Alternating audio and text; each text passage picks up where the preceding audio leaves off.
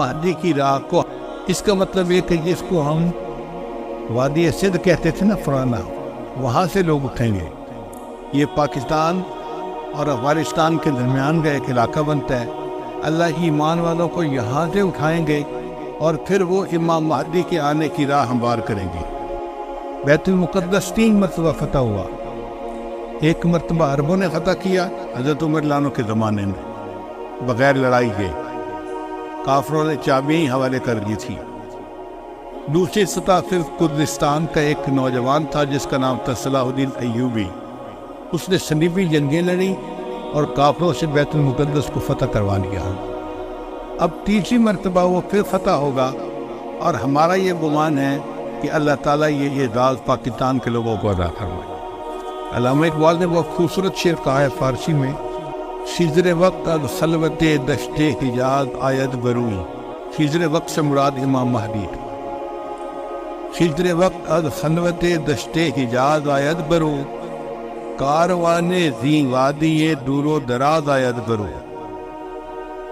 یعنی زی عظیم یہ کارواں جو ہے نا، یہ دور دراز سے آئے گا اور حجاز کے اندر آ کر یہ برآمد ہوگا. حدیث مبارکہ میں بھی ہے کہ امام مہدی آئیں گے مگر وہ چھپے ہوں گے، اپنے آپ کو چھپائیں گے. پہلے مدینہ طیبہ میں ہوں گے مگر وہ وہاں سے مکہ مکرمہ اس لیے آ جائیں گے کہ لوگ مجھے پہچاننا نہیں. چھپ رہے ہوں گے لوگوں سے کہ لوگ مجھے دیکھ نہ لیں، پہچان نہ لیں. لیکن جب مکہ مکرمہ میں وہ طواف کر رہے ہوں گے تو وہ حجر اسود کے قریب آئیں گے تو ایک غیب سے آواز آئے گی کہ لوگوں یہ مہدی ہیں تو ان کی بیعت کر لو. تو لوگ ان کے ساتھ بیعت کر لیں گے اور پھر ان کے ساتھ ایک لشکر شروع ہو جائے گا. یہ لشکر ایسا ہوگا کہ جس نے بالآخر بیت المقدس کو فتح کر لیا. حدیث مبارکہ میں ہے کہ کالے جھنڈے یہ نیتر لوگ اٹھیں گے اور وہ اس کو جا کر بیت المقدس کے اندر گاڑیں گے.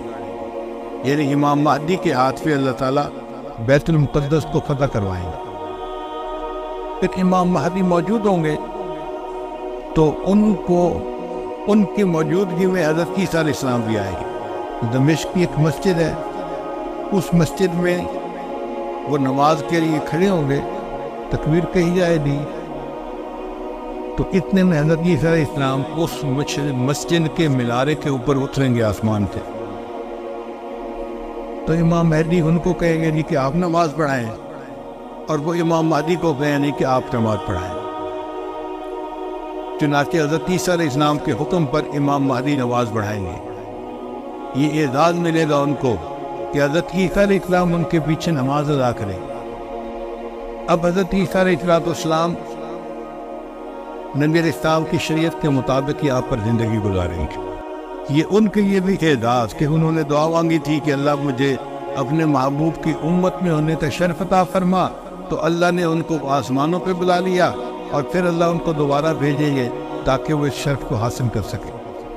پھر حضرت عیسیٰ علیہ السلام بیت المقدس آئیں گے.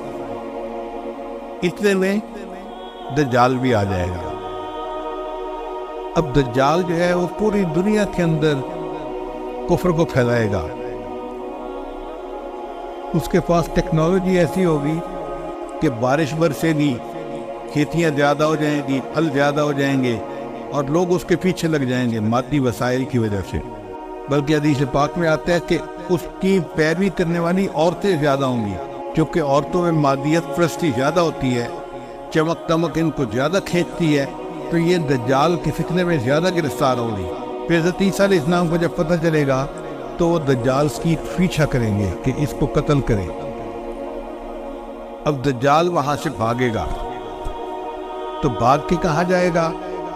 وہ اسرائیل جائے گا، اور وہاں پر ایک جگہ ہے اس کا نام ہے باب لد. اس وقت بھی اسرائیل میں ایک ایئرپورٹ ہے، اس کا نام ہے لد ایئرپورٹ. شہر کا نام بھی لد ہے، اور اسرائیل والوں نے وہاں پر ایک دروازہ بنایا ہے، اس کے اوپر انہوں نے باقاعدہ لکھا ہے باب لد. 1400 سال پہلے نبی علیہ السلام نے فرما دیا کہ اس جگہ پر دجال پہنچے گا تو عیسیٰ علیہ السلام وہاں پر اس کو قتل کر لیں.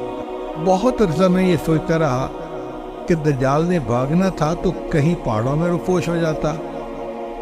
رشیا کے پہاڑ ہیں، دوسرے ملکوں میں پہاڑ ہیں، پہاڑی سلسلے تو بہت ہیں پوری دنیا میں. تو یہ مقام لد کا کیا مان؟ بعد میں بات سمجھ میں آئی کہ لد کا جو ایئرپورٹ ہے نا وہ اسپیس پورٹ بھی ہے، یعنی وہاں سے جہاز بھی اڑتے ہیں اور وہاں سے خلائی گاڑیاں بھی اڑ کے خلا میں جاتی ہیں۔ اس کا مطلب یہ کہ دجال یہ چاہے گا کہ میں لد پہنچوں اور وہاں سے اسپیس شپ میں بیٹھ کے میں خلا میں چلا جاؤں، کیونکہ دنیا تو وہ یہ نہیں چھوڑیں گے، تو میں یہاں دنیا سے چلا ہی جاؤں۔ تو اس کی کوشش یہ ہوگی کہ میں یہاں سے خلا میں چلا جاؤں، مگر اللہ تعالیٰ فضل فرمائے گے اور عیسیٰ علیہ السلام اس کو اپنی فلائٹ لینے سے پہلے لد کے مقام پہ قتل کر لیں۔ پھر اس کے بعد عیسیٰ علیہ السلام بیت المقدس کے تخت پر بیٹھ کر پوری دنیا کے فیصلے کریں، پوری دنیا کی حکومت عیسیٰ علیہ السلام کے ہاتھ میں ہوگی۔ پھر عیسیٰ علیہ السلام صلیب کو توڑیں گے اپنے ہاتھوں سے، اور پھر یہود و نصارہ میں جو ان کی مخالفت کرے گا اس کو وہ قتل کریں گے، حتیٰ کہ ایک ایسا وقت آئے گا کہ پوری دنیا میں ایک بھی بندہ غیر مسلم نہیں رہے گا، سارے مسلمان ہو۔ اس وقت اتنی برکتیں ہوگی، حدیث پاک میں آتا ہے کہ ایک گائے کا دودھ پورے خاندان کے لیے کافی ہو جائے گا۔ اب یہ بات تو سمجھ میں آتی ہے، آج ایسی گائے بن گئی ہے جو 100 لیٹر دودھ دیتی ہیں ایک دن میں۔ اب 100 لیٹر تو واقعی پورے خاندان کے لیے کافی ہے، 40-50 گھروں کے لیے کافی ہو جاتا۔ یہ باتیں نبی سامنے اس وقت فرمائی جب کہ لوگوں کو اس کا تصور بھی نہیں ہو سکتا تھا۔ میرے آقا صلی اللہ علیہ وسلم کی نگاہ کیسی تھی؟ یہ نگاہ نبوت تھی جو بہت دور دیکھ لیتی تھی، کہ 1400 سال پہلے بیٹھ کر ایسی باتیں کی جیسے آج اپنی آنکھ سے دیکھ کے کوئی بندہ باز کر رہا ہوتا۔ پھر عیسیٰ علیہ السلام فوت ہو جائیں گے، اور اس کے بعد جو بگاڑ آئے گا نا وہ پرماننٹ بگاڑ ہوگا، اور اس کے بعد پھر قیامت قائم ہوگی علی شرار الناس، ان لوگوں پر جو سب سے زیادہ شریر لوگ ہوں گے۔